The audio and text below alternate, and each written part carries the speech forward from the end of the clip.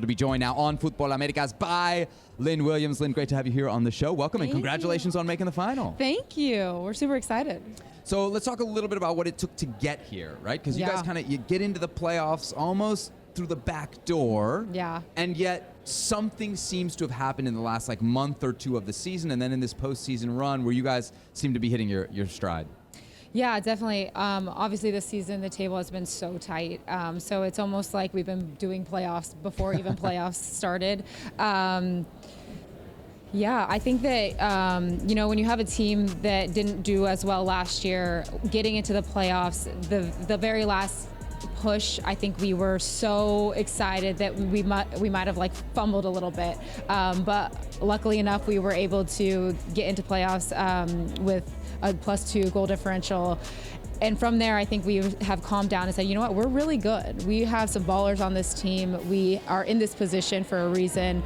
So let's live into that and just bring our best selves every day. So Gotham FC is a super interesting story, kind of big picture to me, because there is this, over the last year or two, a turnaround in terms of worst to first. But if we go back to the Sky Blue FC days, there's really been a 180 turnaround in what this organization is. Can you put your finger on what's working right now for Gotham FC? I think it's investment, not just money investment, but time and willingness to see this team succeed. I can't speak for what happened last year or the years prior.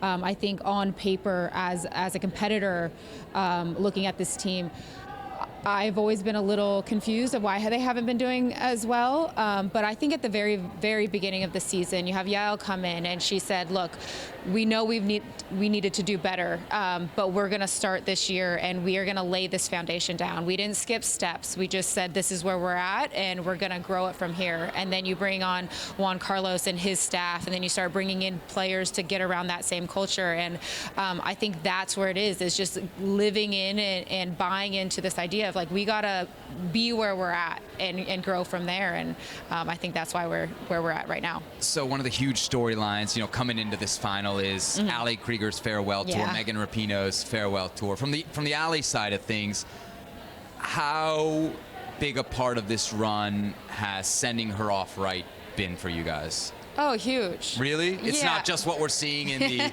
Because when I guess for me, the big moment was after you guys clinched the spot at the end of the regular season. Yeah. The cheer is not like Gotham, it's Ali gets one more game. Yeah. You could tell it was very much, if not a priority, close to that for you guys. Yeah, I think that this team has done a really good job of celebrating every single moment, every single accomplishment. If it's, Jenna getting player of the month, rookie of the month, whatever, or if it's Krieger doing something, or if it's me, or if it's all around, we've been able to celebrate each other's moments, and we recognize that this is a huge Krieger moment.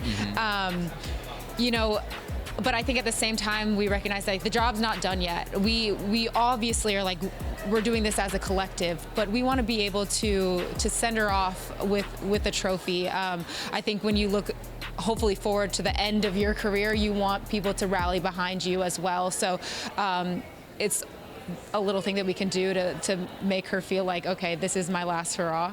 So it's also the last match for Megan Rapinoe. Obviously, you're trying to spoil her party in this. Yeah. But you can, I'm sure, also appreciate all that she means, not just to the women's game in a broad sense, but very specifically to the NWSL. Yeah, Pino is a friend, and I love her so much. She's done so much for women's soccer. But she's had enough, all right? So it's time for her to just relax and not do anything crazy. I hope she has a good game, but I hope they lose. Exactly. You love her, but there is a trophy on the line, and a really nice trophy, by the way. What do you think of it? Oh, it's awesome. Yeah. I think it's an incredible trophy, and I want it. Yeah. Yeah, Megan has had enough, She's got had enough hardware there. So let's dive in on the final. Yeah. I know the scouting report that's really on the clipboard, we're not going to get that. But, when you think of your opponent, when you think of OL Reign, what do you got to do to stop them? You got to take away their magicians, their threats, their playmakers.